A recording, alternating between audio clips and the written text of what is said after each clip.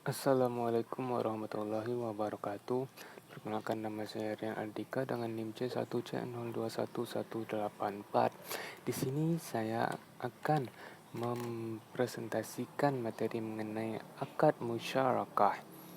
Sebelumnya, terima kasih kepada Bapak Wirmi dan Ibu Nyimas selaku dosen pengampu mata kuliah akuntansi syariah. Apa itu akad musyarakah? Akad musyarakah adalah akad kerja sama antara dua pihak atau lebih untuk suatu usaha tertentu dengan kondisi masing-masing pihak memberikan kontribusi dana dengan ketentuan bahwa keuntungan dibagi berdasarkan kesepakatan, sedangkan kerugian berdasarkan porsi kontribusi dana. Jenis-jenis akad musyarakah ada dua. Pertama, syirka al-milk mengandung arti kepemilikan bersama, yang keberadaannya muncul apabila dua orang atau lebih memperoleh kepemilikan bersama atas suatu kekayaan. Misalnya, dua orang atau lebih menerima warisan, hibah atau wasiat sebidang tanah atau harta kekayaan atau perusahaan baik yang dapat dibagi ataupun tidak dapat dibagi. Lalu kedua ada syirka al-uqud atau kontrak, yaitu kemitraan yang tercipta dengan kesepakatan dua orang atau lebih untuk bekerja sama dalam mencapai tujuan tertentu. Syirka al-uqud ini dibagi atas 4.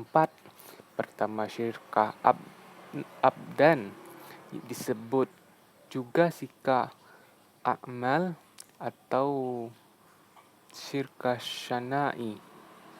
Lalu ada syirka wujuhadalah, yakni kerjasama antara dua pihak di mana masing-masing pihak sama sekali tidak menyertakan modal. Mereka menjalankan usahanya berdasarkan kepercayaan pihak ketiga. Lalu ada syirka inan atau negosiasi, yakni bentuk kerjasama di mana posisi dan komposisi pihak-pihak yang terlibat di dalamnya adalah tidak sama, baik dalam hal modal maupun pekerjaan. Lalu ada syirka mufawadah, yakni bentuk kerjasama di mana posisi dan komposisi pihak-pihak yang terlibat di dalamnya harus sama. Selanjutnya ada dasar hukum akad musyarakah. Pertama, landasan hukum musyarakah antara lain yakni firman Allah dalam surah An-Nisa ayat 12 dan Asy-Sya'ad ayat 24, di mana artinya yakni dan jika saudara-saudara itu lebih dua orang maka mereka bersyarikat pada yang sepertiga itu. Quran surah An-Nisa ayat 12. Dan sesungguhnya kebanyakan dari orang-orang yang berserikat itu sebagian mereka berbuat zalim kepada sebagian yang lain, kecuali orang-orang yang beriman dan mengerjakan amal soleh. Quran surah Asy-Sya'ad ayat 24. Ada pula hadis Nabi yang berbunyi, saya yang ketiga dari dua orang yang bersyarikat selama salah satu tidak mengkhianati yang lain, tetapi apabila salah satunya mengkhianati yang lain, maka aku keluar dari keduanya. Hadis riwayat Abu Daud dan Al-Hakim. Penetapan nisbah musyarakah. Terdapat dua, yakni pertama, pembagian keuntungan proporsional sesuai modal.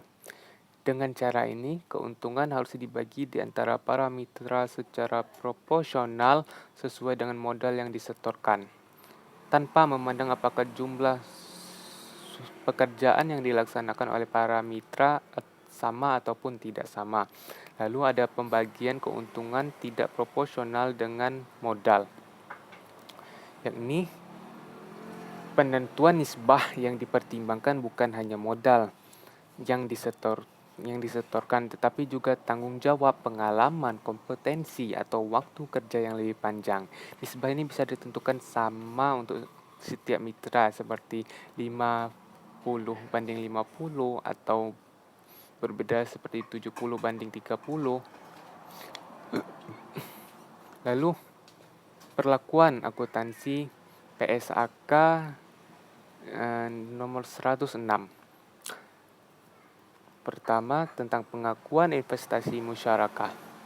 Pada awal akad, investasi yang dilakukan oleh para mitra atau syarik diakui sebagai jumlah kas atau setara kas yang diserahkan atau sebesar nilai wajar aset non-kas yang diserahkan. Lalu yang kedua, pengukuran investasi. Investasi musyarakah diukur berdasarkan nilai buku, yaitu jumlah kontribusi modal ditambah bagian laba yang belum dibagi dan dikurangi dengan kerugian yang belum dibagi. Ketiga, ada pengakuan pendapatan. Laba yang diperoleh dari usaha musyarakah diakui berdasarkan bagian laba yang telah disepakati oleh para mitra. Sedangkan yang keempatnya tentang kerugian musyarakah. Kerugian dalam musyarakah dibebankan kepada para mitra sesuai dengan porsi kontribusi modal mereka. Berikut ada ilustrasi kasus akad musyarakah, di mana di sini Ali dan Budi sepakat untuk membentuk usaha patungan di bidang perdagangan dengan menggunakan akad musyarakah. Mereka masing-masing menyetorkan modal sebagai berikut. Ali menyetor modal sebesar 100 juta, lalu Budi menyetor modal sebesar 50 juta. Dalam kesepakatan awal, mereka sepakat untuk membagi keuntungan usaha berdasarkan porsi modal yang disetorkan. Dengan demikian, Ali memiliki porsi 2/3 dari total modal dan Budi memiliki 1/3 dari total modal. Setelah 1 tahun, usaha tersebut menghasilkan laba sebesar 30 juta rupiah. Penyelesaiannya, yakni pembagian laba, total laba yang ini 30 juta. Porsi pembagian laba Ali, yakni 2/3 dikali 30 juta, yakni 20 juta. Lalu porsi pembagian laba Budi, 1/3 dikali 30 juta, yakni 10 juta. Oleh karena itu, laba yang diterima Ali adalah 20 juta, sedangkan laba yang diterima Budi adalah 10 juta. Sekian presentasi materi dari saya. Apabila ada kekurangan, kesalahan dalam penyampaian saya, mohon maaf. Wassalamualaikum warahmatullahi wabarakatuh.